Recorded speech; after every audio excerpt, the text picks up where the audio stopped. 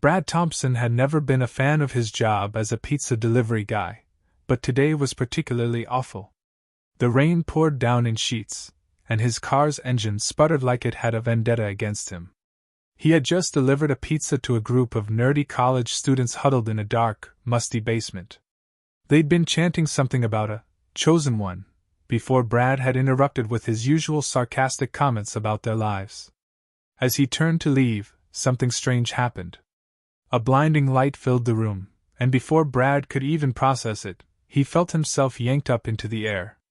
He blinked, trying to make sense of it, but the last thing he saw was a gigantic UFO looming above him. 1 minute, Brad was fighting with his pizza bag to stay dry in the rain, and the next, he was plummeting through the sky in a swirling vortex of flashing lights and strange sounds. His stomach churned as he tried to hold on to his sanity. "Not today, please not today," he muttered, but his words were swallowed by the whirling chaos.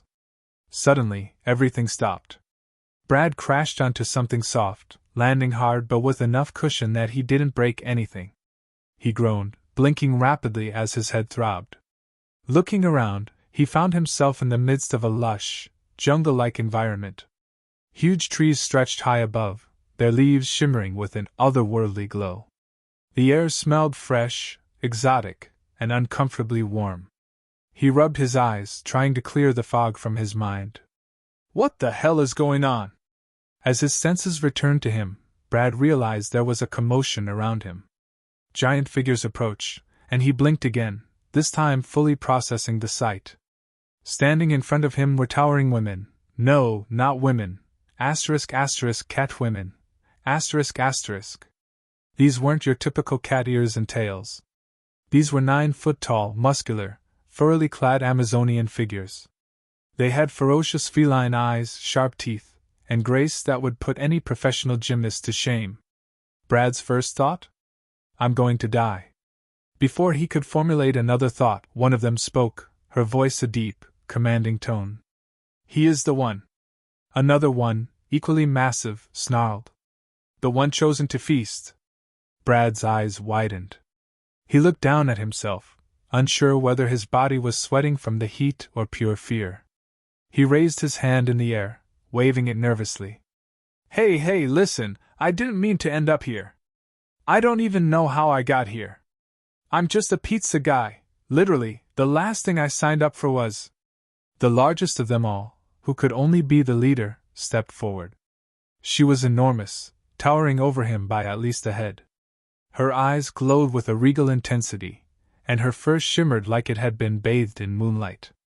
She regarded him silently for a moment, her gaze assessing, before she finally spoke. You are here to honor the ritual of the feast, she said, her voice booming with power. You will please the queen, or be fed to the pit beasts. Brad froze. Pit beasts? The Amazonian queen nodded solemnly, her tail flicking behind her like an enormous whip. You are our guest, and you will honor us by providing the ultimate feast. If you fail, you will be served to the beasts. Brad's mind was racing. Okay, this is definitely not a good situation. So I'm going to get eaten. Wonderful. But how do I get out of this without pissing anyone off?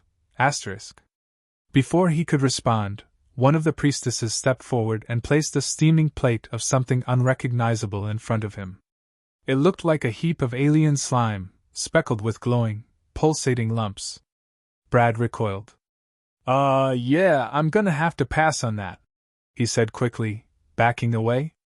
Look, I'm not exactly a chef or anything. I mostly just microwave stuff at home, you know? The queen raised an eyebrow. Microwave? Yeah, like. I press buttons and food just appears. It's great for when I'm too lazy to cook, Brad explained. He couldn't tell whether the Amazonian women understood him, but the confused looks they exchanged only made things worse. Suddenly, the queen motioned for the others to step aside. It seems this one does not understand the ritual. You bring him to the temple of the feast. Let him witness what must be done. Before Brad could protest, a pair of massive hands grabbed him by his shoulders and began dragging him through the jungle. Despite his best attempts to fight back, the cat women were just too strong. He struggled, but their grip was unyielding. As they arrived at what could only be described as an enormous stone kitchen, way too big for any normal kitchen on Earth, Brad's stomach turned. The place smelled like roasted meats, spices, and what he could only guess was a dozen alien ingredients. The stone counters were stacked with strange fruits and vegetables, all glowing or twitching with life. He looked back at the Queen. What's going on here exactly?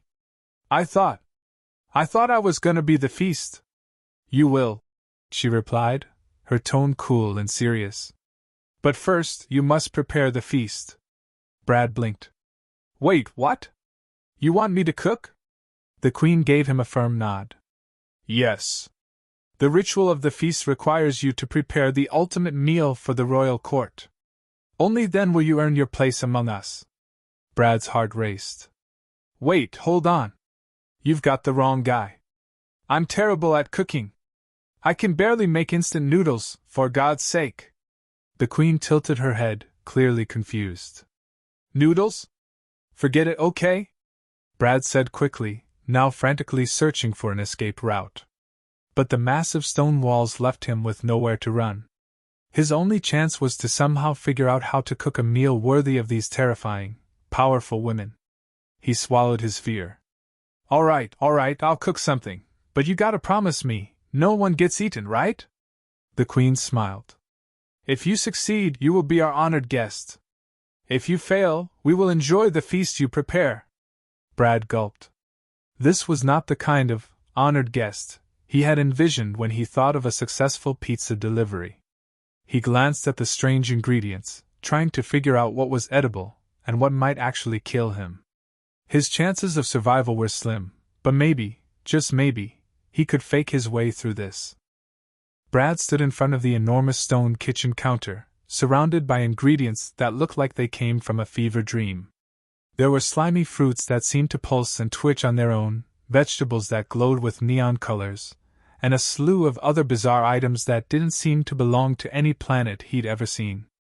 The Queen stood to his side, watching his every move, her expression both expectant and utterly terrifying. "Okay, Brad," he muttered to himself. "You're not getting eaten today. Just cook something. How hard can it be?" He took a deep breath, scanning the ingredients for anything remotely familiar. His gaze landed on a glowing green fruit that looked a bit like an apple, but bigger and far more menacing. He picked it up and squeezed it experimentally. It seemed squishy. "All right, so far so good," he muttered. As he turned back to the counter, he was met with the intense stare of the Queen, who was now pacing beside him. She clearly had no idea what to expect, and the pressure was mounting. Brad tried to look calm and collected, even though his palms were sweating. He needed a plan. What would Gordon Ramsay do right now? But the answer didn't come. Instead, Brad reached for a knife. It was massive, easily the size of a small sword, but it seemed to be the only tool available. He gulped and began slicing the squishy fruit. The juice splashed everywhere, and a strange, spicy scent filled the air. The Queen watched closely, her large eyes never leaving him. "What is this?" she demanded, her tone low and commanding. Brad hesitated, holding up a piece of the fruit like it was some sort of exotic delicacy. It's fruit. It's sweet. Very sweet. Trust me." She raised an eyebrow. "Is it edible?" Brad nodded quickly. "Oh, totally. Completely edible. You'll love it." At that, the Queen leaned forward, sniffing the air suspiciously. You speak truth?" Brad nodded again, feeling the heat of the situation rise to his cheeks. Yeah? I'm great at this. Look, you just need to cook it properly. Let me just." He glanced at the rest of the ingredients, his mind whirling as he tried to come up with something that resembled an actual meal. His eyes landed on a pile of red, glowing mushrooms that looked like they might explode at any moment. Asterisk, not those. Definitely not those. Asterisk. He grabbed a few bright yellow leaves that seemed to shimmer and waved them in front of the Queen. "All right, how about these? They're, like a garnish. Very fancy." You know, a little flair.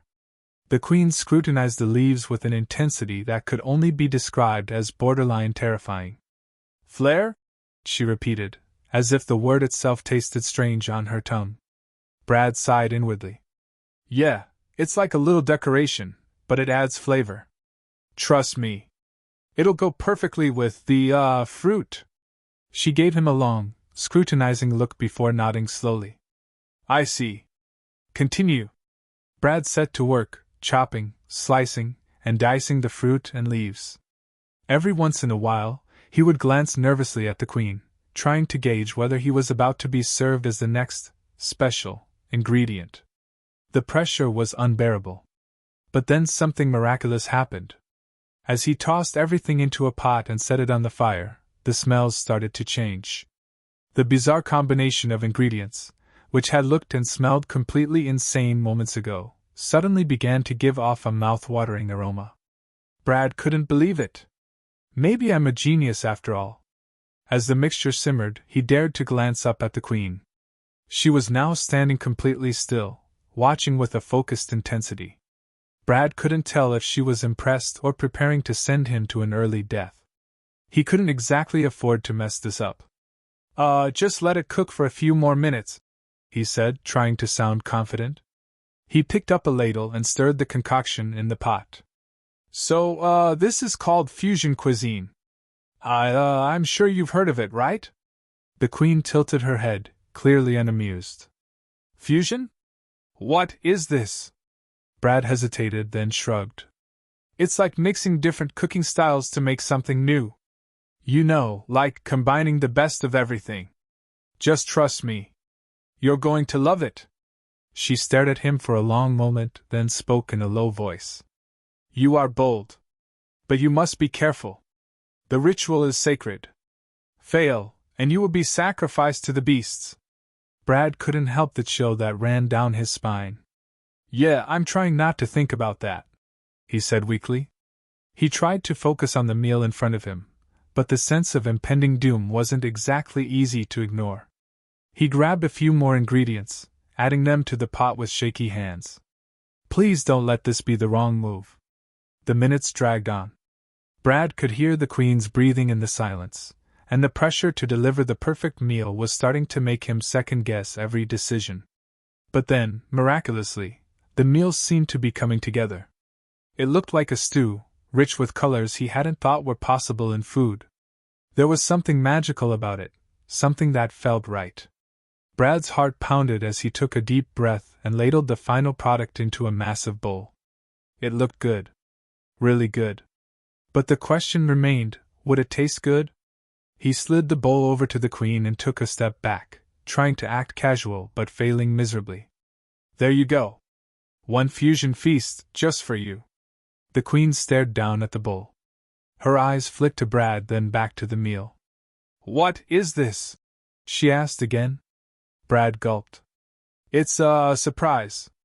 You just have to try it. The queen sniffed the dish carefully.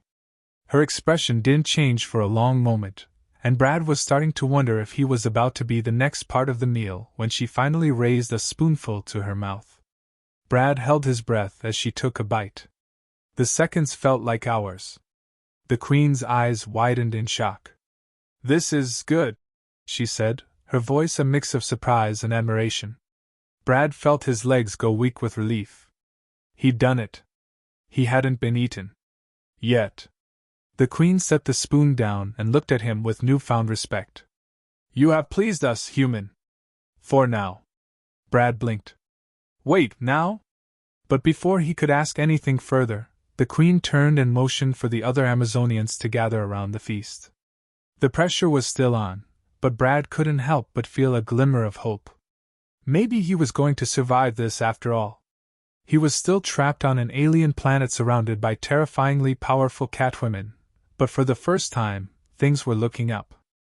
Brad watched, his pulse racing, as the other Amazonian women crowded around the large stone table, eagerly eyeing the dish he had prepared.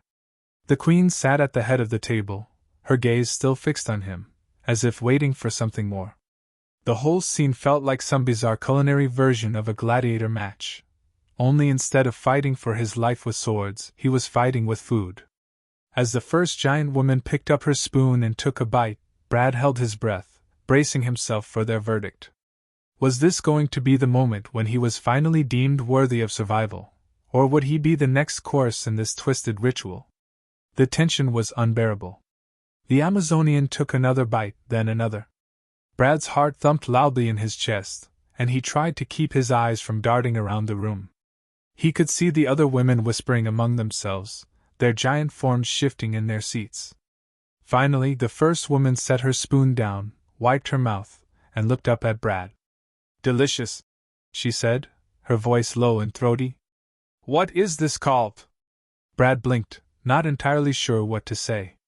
It's just a fusion dish," he said, trying to sound confident. "You know, combining different flavors. I call it galactic stew." The Queen's sharp eyes were locked on him now, her expression unreadable. "Galactic stew," she repeated slowly. "You speak truth?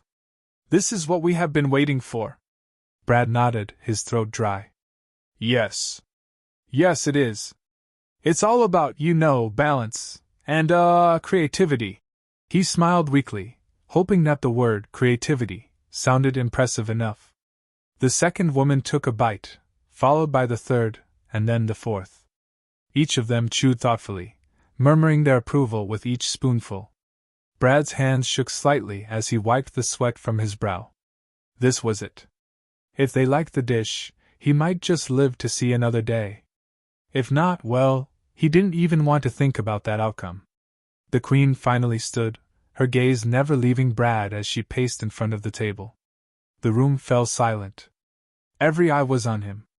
He couldn't help but wonder if they were all just waiting for the perfect moment to announce his failure and end his miserable life. But instead, she spoke in a voice that was surprisingly gentle for someone so powerful. "This is good. Very good," she said. "For a human." Brad couldn't believe what he was hearing. A smile tugged at the corners of his lips, but he quickly wiped it away, remembering that he still had to keep up the charade. "Glad you like it," he said, trying to sound nonchalant despite the fact that he was internally screaming with relief. The Queen motioned for the others to continue eating. As the women dug into the dish, Brad took a moment to breathe, his body finally starting to relax. Maybe he wasn't going to be eaten after all. But then, the Queen turned back to him, her eyes narrowing. "What do you seek, human?" she asked, her voice no longer soft, but sharp and commanding. Brad's mind scrambled. "What do I seek?" he repeated, completely thrown off guard. He hadn't expected her to ask such a direct question. He thought the ritual was just about pleasing her with food. Was there more to it? "Yes, human. What is your purpose here?" She stepped closer, her towering form casting a long shadow over him. "Tell me." Brad swallowed, trying to keep his cool. He wasn't entirely sure what she meant, but he had to give an answer that wouldn't get him killed. I'm just a delivery guy. I came from Earth, and I didn't mean to end up here. I was just doing my job, and then, the whole UFO thing happened." The Queen didn't blink. "And now you think you can play with our food, our rituals, and walk away unharmed?" Brad's heart raced again. "No. Yes. I didn't. Look, I didn't mean to offend you or your traditions. I just thought maybe I could." Before he could finish, the Queen raised a hand, silencing him. She tilted her head thoughtfully. "You have skill, human. You have cleverness." Brad froze. Was she going to throw him in the dungeon for making her second guess herself? He could already see the giant women circling him like a pack of hungry wolves. Then the Queen smiled, a smile that didn't quite reach her eyes. "But skill alone is not enough. There is more to survival here, little human." Brad's mind raced. Asterisk more? What the hell could she mean by that? Asterisk. "I will give you one chance," she said, her voice growing cold again. "You will prove your worth to me." Brad's stomach dropped. "Prove my worth?" "Yes. You will perform the ultimate test." Brad wasn't sure what was worse, the fact that he was being given one chance, or that the ultimate test sounded like something out of an alien horror movie. He took a cautious step back. What kind of test? The Queen looked at him with a strange mix of amusement and malice. The test of endurance, human. If you can endure it, you will live. If not, well, we'll see. Brad gulped. The sweat started to form again. He could feel the weight of the Queen's gaze on him like a 1,000-ton boulder, but he refused to back down. I'm not going to be the butt of some twisted ritual, he thought. What do I need to do? The Queen's smile grew wider, and Brad could swear it had nothing to do with happiness. You must endure a feast, a celebration if you will. Brad blinked. A feast? Yes, she purred. A feast of the mind, body, and soul. You must eat, drink, and survive. We will see if you are worthy. Brad wasn't sure whether to laugh or cry. Was this some kind of sick joke? Eat, drink, and survive? What the hell did that even mean? Before he could ask, the Queen turned her back to him, signaling the others to prepare for whatever this so-called feast was. The giant women stood, stretching and chattering excitedly, their massive forms moving with fluid grace. Brad stood frozen in place, dread pooling in his stomach. This wasn't over. And whatever was coming next, he wasn't sure he was ready for it. But there was no turning back now. The preparation for the feast began almost immediately. Brad watched, his mind racing with confusion and dread. The Amazonian women, towering over him, moved with efficiency and grace, setting up large stone tables and gathering what appeared to be strange fruits and bizarre, multicolored liquids in glass jars.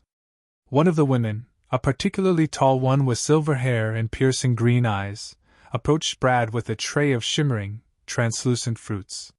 She placed them in front of him with a strange smile, as if daring him to pick one up. He eyed the fruit suspiciously. Was this part of the ritual? He had no idea what he was about to eat.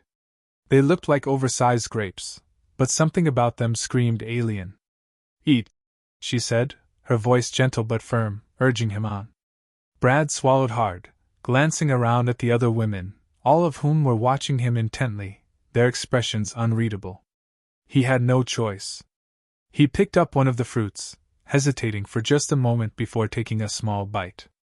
To his surprise, it was sweet, too sweet, almost sickeningly so. It tasted like a cross between honey and pineapple, but with a texture that made him shiver. The fruit seemed to melt in his mouth, sending a wave of dizziness through his body. Before he could fully process what was happening, the silver-haired woman gave him a knowing look and moved away. Brad's stomach churned.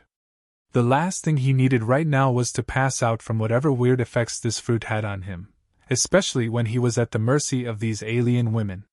He glanced at the Queen, who was watching him intently. How do you find the fruit? She asked, her voice silky smooth. There was a note of amusement in her tone, but Brad could hear the edge of something darker beneath it. It's good, he said, his words slightly slurred. He tried to keep his voice steady. Definitely something different. Different, she repeated, nodding thoughtfully. You are beginning to understand. Brad wasn't sure if he did understand. He could feel the effects of the fruits slowly seeping into his system, but he forced himself to stay alert. The Queen motioned for another one of the women to approach him with a large, steaming bowl of soup. Brad eyed it suspiciously as she placed it in front of him, the smell hitting him like a brick wall. It was pungent, with spices that he had never encountered before, but there was something undeniably appealing about the steam rising from the bowl. He had no idea what kind of meat was floating in the liquid, but it was definitely something. Drink, the Queen commanded, her eyes never leaving him. Brad took a deep breath and grabbed the spoon, his hands shaking slightly. He couldn't afford to show weakness now. He had to survive. The soup burned as it slid down his throat, but it was rich and complex, with flavors that he couldn't identify but were oddly satisfying. As he continued to eat, he realized that the sensation of warmth spreading through his body was actually calming. It was as though the soup was doing more than just filling him up. But the more he drank, the more disoriented he felt. The combination of the fruit and soup was starting to take its toll on him. His thoughts were becoming foggy, and he wasn't sure if he was hallucinating, but he could have sworn he saw the women looking at him with a strange, calculating expression. They weren't just observing his actions, they were studying him, as if waiting for him to make a mistake. "Feeling good?" one of the women asked with a sly smile. She was the one who had handed him the soup, her eyes glinting with something predatory. Yeah," Brad said, trying to maintain some semblance of composure. His body felt heavier now, and his vision was starting to blur. "I'm good. Just, getting used to it." The woman laughed softly. "You're in our world now, little human. And you'll need more than just food to survive it."